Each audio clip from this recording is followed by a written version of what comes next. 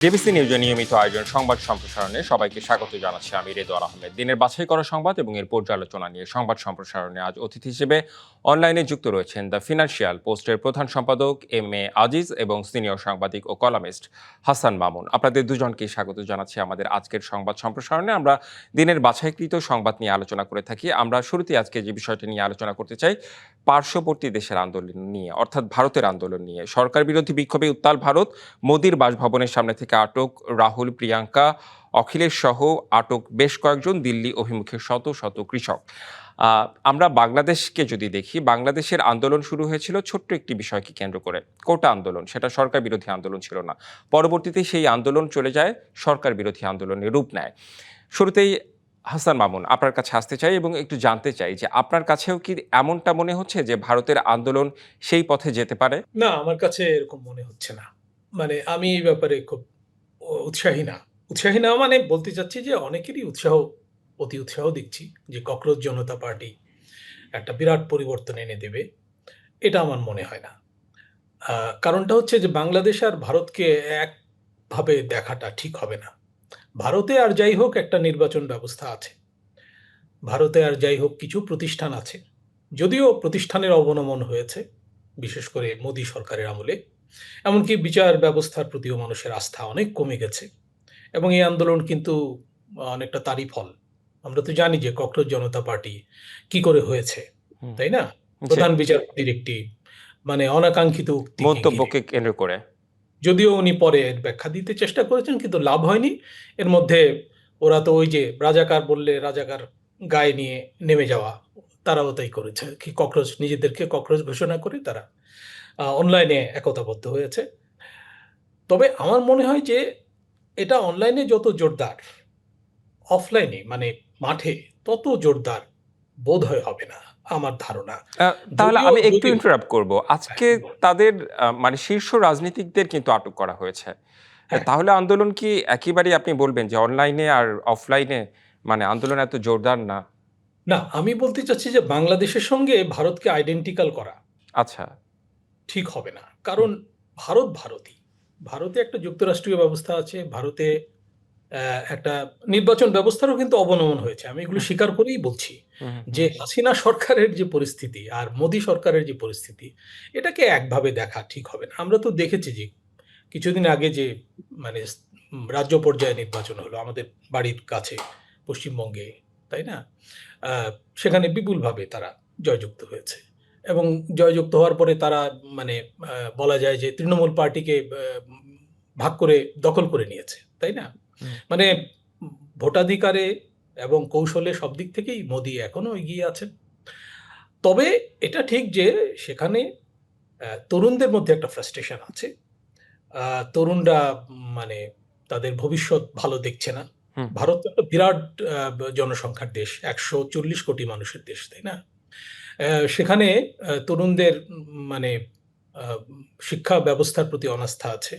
প্রশ্নপত্র ফাঁস হয়েছে এবং সেই ব্যাপারে সরকার নির্লিপ্ত। আমরা তো জানি যে মোদী সরকার জবাবদিহি করতে চাচ্ছে না। পার্লামেন্টেও চাচ্ছে না। এগুলো হচ্ছে অপোজিশনের অভিযোগ এবং এই অভিযোগে কিন্তু অপোজিশন পার্টির লোকজন, নেতারা রাহুল গান্ধী সহ সবাই আ মোদিজির বাড়ির সামনে গিয়ে অবস্থান নিয়েছিলেন। তো সেখান থেকে তাদেরকে যেভাবে গ্রেপ্তার করা হয়েছে এটা অবশ্যই নিন্দনীয়। চ্যাংদোলা করে রীতিমতো, তাই না? রাহুল গান্ধীকে এবং কোথায় নিয়ে যাওয়া হয়েছে? উনি আহতও হয়েছেন। হুম, তার হুম। রক্ত দেখা গেছে মুখে। তো এবং পুলিশ নিষ্ঠুরতার পরিচয় দিচ্ছে কোনো সন্দেহ নাই। কারণ শান্তিপূর্ণ বিক্ষোভ ছিল এটা। তবে হাসান আমি মামুন, আমি আমি এই আমি এই নিষ্ঠুরতার সঙ্গে হাসিনার নিষ্ঠুরতাকে মিলিয়ে দেখব না। তাই না? না, ওই ওখানে কিন্তু পর্যায়ে তো আন্দোলন এখন হ্যাঁ, আসলে ওখানে যায়নি।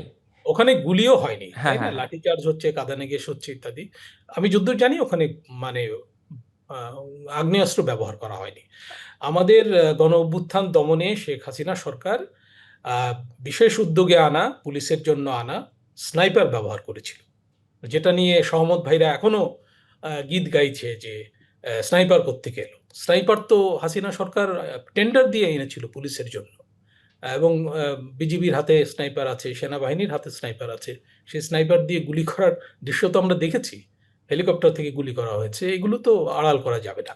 আমি বলতে চাচ্ছি যে বাংলাদেশের সঙ্গে এটাকে মিলিয়ে দেখার প্রয়োজন নাই। তবে ভারতের জন্য ভারতে যারা ক্ষমতায় আছে তাদের জন্য এটা একটা বড় চ্যালেঞ্জ।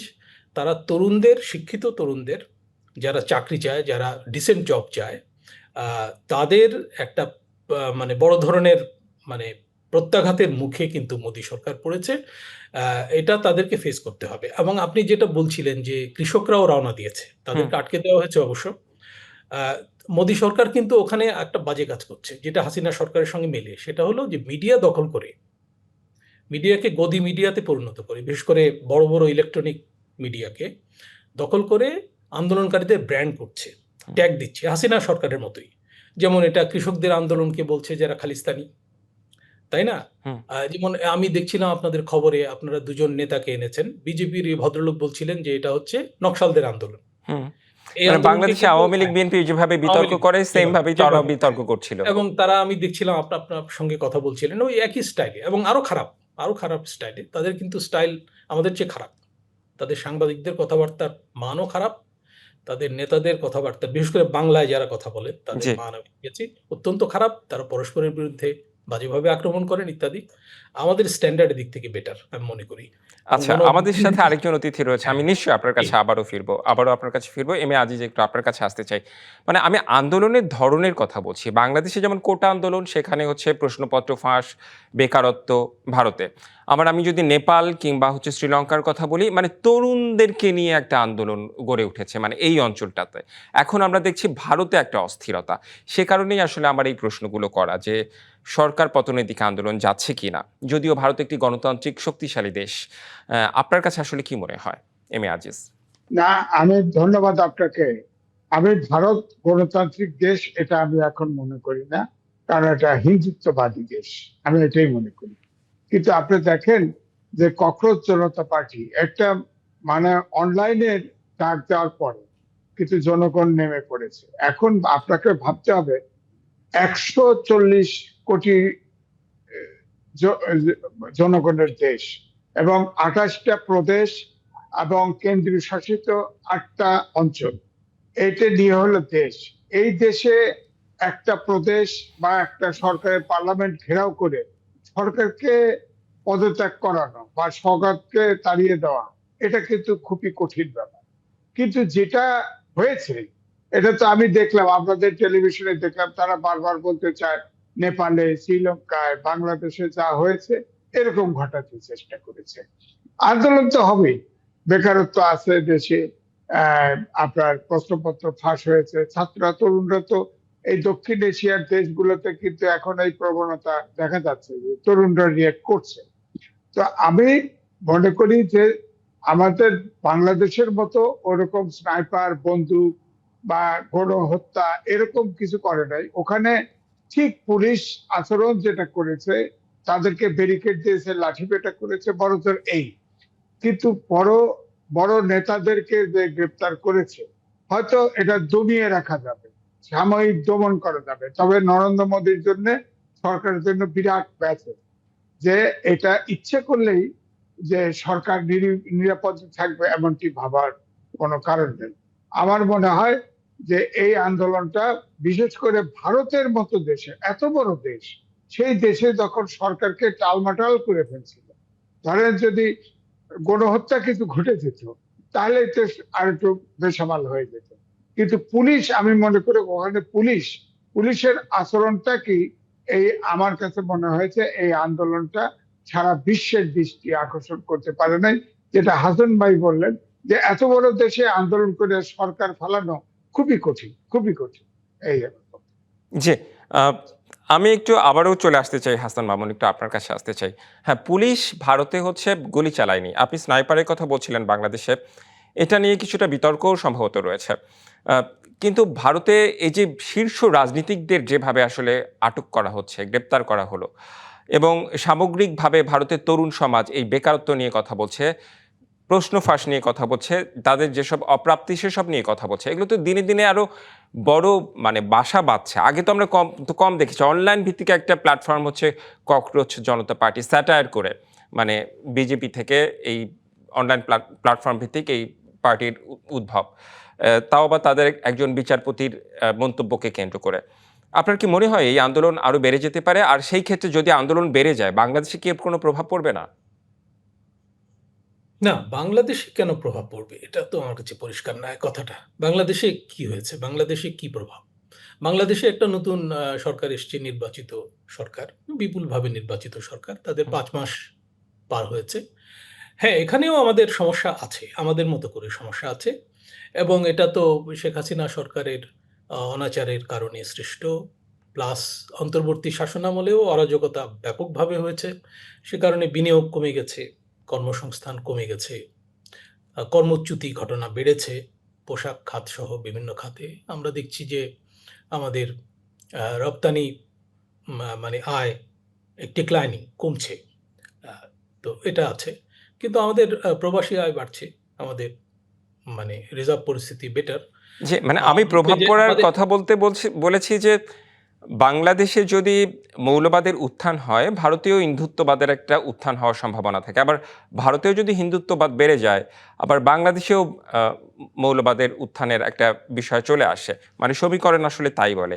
সেরকম হ্যাঁ, ভারত বাংলাদেশ পরস্পরকে প্রভাবিত করে। হ্যাঁ, আ সেটা সন্দেহ নাই এবং হিন্দু মুসলমান ইস্যু এখানে কাজ করে। হুম, আমরা তো দেখলাম যে মানে পশ্চিমবঙ্গের নির্বাচনে, আসামের নির্বাচনে, ত্রিপুরার নির্বাচনে কিভাবে বাংলাদেশ কার্ড খেলা হয়েছে। রাইট। কিন্তু বাংলাদেশে এই কার্ড খেলা যায়নি। এটা কিন্তু আপনি লক্ষ্য করবেন। গত নির্বাচনে, এটা আজিজ ভাই আমার সঙ্গে একমত হবেন, বিএনপির বিরুদ্ধে কিন্তু ব্যাপক অপপ্রচার ছিল। নানা ধরনের। হ্যাঁ? আচ্ছা, কিন্তু সেগুলো বুমেরাং হয়েছে। বাংলাদেশে সাধারণ মানুষ আমি বলব যে একটা মধ্যপন্থী ধারার পক্ষে অবস্থান নিয়েছে এবং তারা চেয়েছে একটা ইনক্লুশন। জি। তারা এর পক্ষে অবস্থান নিয়েছে এবং আমি বলব যে ভারত বিরোধিতা এখানে কিন্তু প্রবলভাবে কাজ করেনি গত নির্বাচনে। হুম, হুম। বরঞ্চ কাজ করেছে যে কারা দেশটাকে স্থিতিশীল করতে চায়, কারা এখানে মানে শান্তি নিশ্চিত করতে চায় এবং কারা বাংলাদেশপন্থী, কারা বাংলাদেশ ফার্স্ট এই অবস্থান নিয়েছে, তাদের পক্ষে অবস্থান নিয়েছে এবং আমি বলব যে আওয়ামী লীগপন্থী লোকজনও কিন্তু অনেক এলাকায় বিএনপির প্রার্থীদের ভোট দিয়েছে। নাহলে জি, বিএনপি আপনার এত সাথে ভোট। আমি একমত পোষণ করছি যে বাংলাদেশপন্থী ব্যাপারটা আসলে নির্বাচনের আগে ছিল।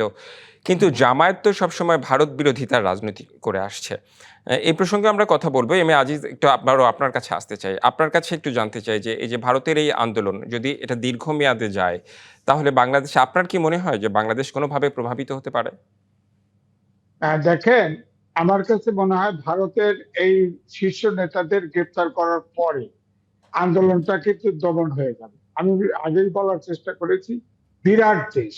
এখানে কিন্তু সহজে পুরা দেশকে কিন্তু আন্দোলনে সব উত্তাল করা সম্ভব না। হ্যাঁ, খুব কঠিন।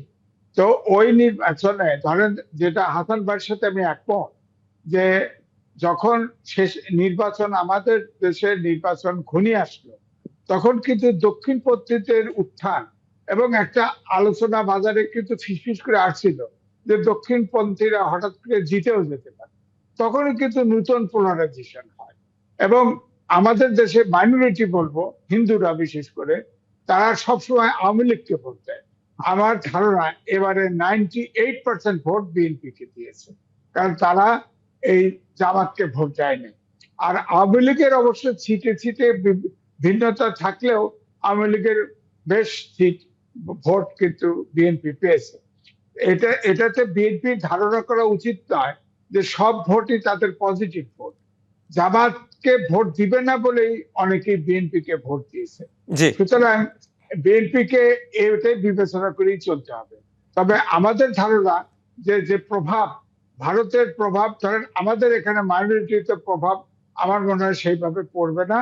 কারণ আমাদের দেশের মাইনরিটি তাদের মতো করেই ভাববে, যেটা আমাদের নির্বাচনে ভেবেছে। জি, নিশ্চয়ই। মানে আপনাদের দুজনেরই কথায় বেশ কিছু সমীকরণ, বেশ কিছু গুরুত্বপূর্ণ তথ্য উঠে এসেছে। একটা বিরতিতে আমাদের যেতে হবে। বিরতির পর ফিরে এসে ২-১ টি টপিক রয়েছে, সেই ২-১ টি টপিক নিয়ে আমরা কথা বলতে চাই। সংবাদ সম্প্রসারণে একটি বিরতি নিচ্ছি। ফিরছি একটু পরে। বিরতির পর আবারও স্বাগত জানাচ্ছি সংবাদ সম্প্রসারণে। সাথে রয়েছেন এম এ আজিজ এবং হাসান মামুন। স্বাগত জানাচ্ছি আপনাদের দুজনকে এই বিরতির পর। আ হাসান মামুন, আপনাকে দিয়ে শুরু করতে চাই। সেটি হচ্ছে স্থানীয় সরকার নির্বাচন সামনে রেখে ৫ টি আইনের সংশোধনী চেয়ে ইসির প্রস্তাবনা, প্রার্থিতাসহ বেশ কিছু বিষয়ে আসছে পরিবর্তন। আ যেটি হচ্ছে নির্বাচন কমিশন করে থাকে, নির্বাচন কমিশন সেটিই করবে আসলে। আ আমার প্রশ্নটা একটু অন্য জায়গার। মানে জাতীয় নির্বাচন এবং স্থানীয় সরকার নির্বাচন দুটো নির্বাচন তো আলাদা। মানে জাতীয় নির্বাচনের প্রভাব কি স্থানীয় নির্বাচনে পড়তে পারে? যেমন প্রত্যেকটি দল যদি আলাদা করে মানে নির্বাচন করে প্রত্যেক প্রার্থী, সেই ক্ষেত্রে আসলে কেমন আসলে নির্বাচন হতে পারে? আপনি কি নির্বাচনী আইন সংশোধন বিষয়ে আলাপ করতে চান না? ভালো উদ্যোগ কিন্তু নিয়েছে ইসি, আমি বলব জি। যে বেশ কিছু প্রস্তাব করেছে। আজিজ ভাই আশা করি আমার সঙ্গে একমত হবেন। ইসি একটা মানে স্বাধীন সংস্থা হিসেবে এমার্জ করার চেষ্টা করছে। আজকের বৈঠকে যেসব সিদ্ধান্ত তারা নিয়েছেন, হুম, আমার মনে হয় যে তারা মানে প্রস্তাব আকারে দিয়েছেন, এখন সরকারের উপর নির্ভর করছে, মিনিস্ট্রির উপর, হুম, এমনকি আমলাতন্ত্রের উপর নির্ভর করছে যে আইনগুলো সংশোধন হবে কিনা, প্রয়োজনীয় সংশোধন। হুম। অংশীজনদের সঙ্গেও মতামত বিনিময় হওয়াও দরকার, কারণ সময় আছে স্থানীয় সরকার নির্বাচনের। আমরা সবাই তো স্থানীয় সরকার নির্বাচনের জন্য অপেক্ষা করছি, কারণ স্থানীয় সরকারগুলো ঠিকমতো কাজ করছে না অনেক দিন ধরে। মানে গণ অভ্যুত্থানের পরে তো এগুলো মানে এফেক্টিভ ছিল না। এফেক্টিভ না থাকার কারণে কিন্তু মানুষ অনেক সেবা থেকে বঞ্চিত হয়েছে, একেবারে তৃণমূল থেকে সিটি কর্পোরেশন পর্যন্ত, তাই না? হুম, সরকার যেভাবে মানে প্রশাসক নিয়োগ দিয়ে, অন্তর্বর্তী সরকার এবং বিএনপি সরকারও দলীয় লোকজন নিয়োগ দিয়ে চালানোর চেষ্টা করছে, সেগুলো কিন্তু প্রকৃত পরিচালনা বলা যাবে না। আমরা দেখব যে এই যে জলাবদ্ধতা হচ্ছে বা অতিবৃষ্টিজনিত বন্যা হচ্ছে, পানি নিষ্কাশন হতে পারছে না, এটা আগে থেকে ছিল। কিন্তু আমার মনে হয় যে স্থানীয় সরকার যদি মোটামুটিও কাজ করতে পারত, পরিস্থিতির এতটা অবনতি হতো না। কিছু না কিছু কাজ কিন্তু হতো। তো সেগুলো হয়নি। যাই হোক, আমরা আশা করব যে স্থানীয় সরকারে জনপ্রতিনিধিরা আসবেন নির্বাচনের ভেতর দিয়ে এবং নির্বাচনটা সুষ্ঠু হবে। এটা কিন্তু শুধু ইসির চ্যালেঞ্জ না, এটা সরকারের চ্যালেঞ্জ। কারণ এই নির্বাচনটা হবে দলীয় সরকারের অধীনে। জাতীয় নির্বাচন তো হয়েছে অন্তর্বর্তী সরকারের অধীনে। এবং উচ্চ আদালত থেকে যে রায় এসছে এবং সংবিধানে যে সংশোধনী অপেক্ষায় আমরা আছি, তাতে তো আগামী জাতীয় নির্বাচনগুলো আবার পুরনো নিয়মে হবে। মানে হচ্ছে যে নিয়মটা হাসিনা সরকার বাতিল করে দিয়েছিলেন, তত্ত্বাবধায়ক সরকার, তাই না? তো সেটা নিয়ে কোনো জটিলতা হবে না, এটা আমরা আশা করব। পার্লামেন্টে দুই পক্ষ মিলে গ্রহণযোগ্য সংশোধনী আনবে এবং আমরা অপেক্ষা করব যে বিএনপি সরকার একটা বড় চ্যালেঞ্জের মুখে, কিন্তু এই যে স্থানীয় সরকার নির্বাচনগুলো সুষ্ঠুভাবে করার জন্য। একটা হচ্ছে যে সহিংসতা অনেক বেশি হয় হুম। স্থানীয় সরকার নির্বাচনে, হিস্টোরিক্যালি আমরা দেখেছি। আহ, উম, এবং যখন অপোজিশন পার্টিসিপেট করে না তখনও হয় সহিংসতা। হাসিনা সরকারের আমলে বড় রকম সহিংসতা হতো। তো সহিংসতা নিয়ন্ত্রণে রাখতে হবে। আহ, অস্ত্র উদ্ধার অভিযান, সন্ত্রাসী দমন, এগুলো নতুন করে করতে হবে। আর হচ্ছে যে নির্বাচনটা যাতে সুষ্ঠু হয়, নির্বাচন কমিশনকে সাহায্য করতে হবে। এবং সেজন্যই আমি কিন্তু ওই যে আইন সংশোধনের কথাটা বললাম, যে আইন জি, সংশোধনের সঙ্গে এর সম্পর্ক আছে। তো এটা সরকারের জন্য একটা বড় পরীক্ষা। ইলেকশন কমিশন যদি ফেল করেও, এটা কিন্তু দায়টা সরকারের উপর বর্তাবে। সুতরাং ইলেকশন কমিশনও যাতে ফেল না করে, এটা সরকারকে দেখতে হবে। আমরা অবশ্যই চাই না যে স্থানীয় সরকার নির্বাচন ঘিরে পরিস্থিতি জটিল হোক এবং বিরোধী দল আন্দোলনে নেমে যাক, যে স্থানীয় সরকার নির্বাচনের জন্য একটা বিশেষ ব্যবস্থা প্রয়োজন, তাই জি, না? জি। এই কথা যদি উঠে যায় তাহলে এটা কিন্তু দুর্ভাগ্যজনক হবে, কারণ স্থানীয় সরকার নির্বাচনের জন্য তো আমরা আবার অন্তর্বর্তী সরকার আনতে পারবো না, তাই না? নিশ্চয়ই। স্থানীয় সরকার নির্বাচনগুলো এই সরকারের জন্য টেস্ট কেস, এসিড টেস্ট হবে। এবং নির্বাচন ব্যবস্থা যাতে দলীয় সরকারের অধীনেই গড়ে ওঠে, এর কিন্তু পরীক্ষাগারও হবে এই স্থানীয় সরকার নির্বাচনগুলো। কারণ আমরা তো অনন্তকাল কেয়ারটেকার সরকার দিয়ে চলতে পারবো জি, না। আমাদের নিশ্চয়ই। মানে সংশোধনী তো প্রচলিত গুরুত্বপূর্ণ, সেই প্রচলিত সাথে নিয়মে সুষ্ঠু যেতে হবে। নির্বাচনও মানে সেজন্য বর্তমান সরকারের জন্য একটা চ্যালেঞ্জ। এটাও জি, একটি বিষয়। এম এ আজিজ, আপনার কাছেও একই প্রসঙ্গে আসতে চাই যে আপনি আসলে এই মানে ৫ টি আইনের সংশোধনী ইসির প্রস্তাবনাকে কিভাবে দেখছেন? আর সেই সাথে যে সুষ্ঠু নির্বাচন এই গভর্নমেন্টের জন্য একটা বড় চ্যালেঞ্জ। আপনার কি মনে হয় যে সেই পারিপার্শ্বিকতা, সেই পরিবেশ এখন পর্যন্ত দেশে রয়েছে? আমি হাসান বার সাথে একমত হয়েও দু একটা জায়গায় আমি অ্যাড করতে চাই। আমার মনে হয় স্থানীয় সরকার নির্বাচনটা এবারে বেশ কঠিন হবে। কারণ হচ্ছে যে আমি লিখেছি আজকে, কালকে বের হবে একটা পত্রিকায়। আপনার দেখেন, ট্রাইব্যুনালে আওয়ামী লীগের বিচার হচ্ছে। বিচার হচ্ছে, বিচারটায় যদি আওয়ামী লীগ নিষিদ্ধ হয়, তাহলে আওয়ামী লীগের সমর্থকরা আছে, তারা কি করবে? দলীয় প্রতীকে তো নির্বাচন হবে না। আগে তো আগে আগে আলোচনা করলাম, জাতীয় নির্বাচনে আওয়ামী লীগ এবং মাইনরিটি ভোট বিএনপি পেয়েছে, এবারে যে পাবেই এটা বলা মুশকিল। দ্বিতীয়ত, স্থানীয় সরকার নির্বাচনে প্রত্যেকটা ব্যক্তিকে চেনে, কে কোন দলের সমর্থক কোন দলের সমর্থক না। এই জন্য আমি বলেছি আরপিওতে আইন সংশোধন করে পরিষ্কার করে বলতে হবে যে কোন কোন ক্রাইটেরিয়ার লোক আপনার ব্যক্তিরা প্রার্থী হতে পারবে না। আওয়ামী লীগ ধরেন ট্রাইব্যুনালে আছে, আওয়ামী লীগ নিষিদ্ধ হতেও পারে, নাও পারে। যদি হয় তাহলে কি হবে? আওয়ামী লীগ লোকগুলো ইলেকশন করতে পারবে না, এটা বাছাইটা করবে কিভাবে? যদি সুপ্রিম কোর্টের মতো বাছাই করে তাহলে তো ঝামেলা বেঁধে যাবে, সারা আন্তর্জাতিক ভাবে এটা ট্যাগিং হতে থাকবে। সুতরাং আমি বলেছি ধরেন যেটা এখন চাউর হয়েছে সেটা আপনার সামরিক বাহিনীর সদস্যদের মোতায়েন করা হবে, এটা কিন্তু তা না। এটা আসলে করা হচ্ছে যে অন্তর্ভুক্ত করে রাখতে, আরপিওতে আইন সংশোধন করে রাখতে, প্রয়োজন হলে সেনাবাহিনী নিয়োগ করবে। সরকারও চায় না সেনাবাহিনী নিয়োগ মোতায়েন করা, ইলেকশন কমিশনও চায় না, তবে আইনটা করে রাখতে চায়। কিন্তু আমার কাছে প্রধানত রেজাল্ট এবং পরিস্থিতি গরম হতে পারে, এলোমেলো হতে পারে, যে আওয়ামী লীগের ব্যাপারে, আওয়ামী লীগের সদস্যের ব্যাপারে কি সিদ্ধান্ত হয়। আওয়ামী লীগের ট্রাইব্যুনালের বিচারে কি আওয়ামী লীগ নিষিদ্ধ হয় কিনা? আবার নিষিদ্ধ হলে ধরেন কেউ নির্বাচন করতে পারলো না, কিন্তু সেটা ডিটারমাইন করবেন কি করে? এটা তো প্রতীক ছাড়া নির্বাচন। এখন একজন সমর্থককেও কি ইলেকশন করতে দিবেন না? তাহলে তো আওয়ামী লীগ তো এটার প্রতিহত করার চেষ্টা করতে পারে। অথবা ধরেন অনেক একটা কথা আছে না যে গোসার ভাত বিড়ালকে খাওয়াবো। এখন আওয়ামী লীগ যদি উল্টা ভোট দিতে থাকে, ধরেন ইলেকশন করলো না, ভোট জাতীয় নির্বাচনের মতো দিল না, তাহলে তো রেজাল্ট উল্টাপাল্টা হয়ে যাবে। এই জন্য বলছি যে এটা যদি আওয়ামী লীগের ব্যাপারে সিদ্ধান্তটা কি হয় তার উপরে কিন্তু নির্বাচনের ফলাফল নির্ভর করতে পারে। জি, নিশ্চয়ই। হাসান মামুন, আপনার কাছে শুধু ১ মিনিটের মধ্যে, মানে যত সংক্ষেপে, এম এ আজিজের বক্তব্যের প্রেক্ষিতে আপনি কিছু বলতে চান? হ্যাঁ, আওয়ামী লীগ প্রশ্নটা আমি একটু বলতে চাই। সেটা হলো যে সরকার কিন্তু বলেছে, কিছুদিন আগে ডাক্তার জাহিদুর রহমান সরকারের মুখপাত্র উনি কিন্তু বলেছেন যে যেহেতু দলীয় প্রতীকে হচ্ছে না, আওয়ামী লীগের যাদের বিরুদ্ধে সুনির্দিষ্ট অভিযোগ নাই, মামলা নাই ইত্যাদি, মামলাও তো সঠিকভাবে হয়নি সত্য কথা বলতে গেলে। অধিকাংশ মামলা কিন্তু ঢালাওভাবে হয়েছে এবং প্রশ্নবিদ্ধ মামলা, এগুলো সঠিক তদন্ত হলে এগুলো টিকবে না, তাই না? তো আমরা অবশ্যই বিচার চাই, অপরাধের বিচার, ফৌজদারি এবং বড় বড় আর্থিক অপরাধের বিচার অবশ্যই হতে হবে, কোনো সন্দেহ নাই। কিন্তু নাজেহাল করার জন্য হয়রানিমূলক মামলা যথেষ্টই হয়েছে। তারপরও যাদের বিরুদ্ধে মামলা নাই, যারা কোনো অপরাধে জড়াননি, হ্যাঁ, যারা দেশেই আছেন এবং যারা কোনো মবের শিকারও হননি, তারা তো নির্বাচনে অংশ নিতে পারেন এবং তাদের উচিত হবে এই নির্বাচনে অংশগ্রহণ করা। জি, এটা বিএনপির পক্ষ থেকে আসলে বিষয়টি স্পষ্ট করা এই হয়েছে। নির্বাচনটাকে সর্বদলীয় একটা রূপ দেওয়ার চেষ্টা সরকারের দিক থেকেও থাকা উচিত। জি, যেহেতু জাতীয় নির্বাচনটা কিন্তু সেই অর্থে অংশগ্রহণমূলক হয়নি পরিপূর্ণভাবে, আমি বলবো সেটা জি, কিন্তু নিশ্চয়ই। আপনাদের দুজনকেই অনেক অনেক ধন্যবাদ আমাদের আজকের সংবাদ সম্প্রসারণে যুক্ত হবার জন্য। ধন্যবাদ এম এ আজিজ এবং ধন্যবাদ হাসান মামুন। এই ছিল সংবাদ সম্প্রসারণে। ডিবিসির সঙ্গেই থাকুন।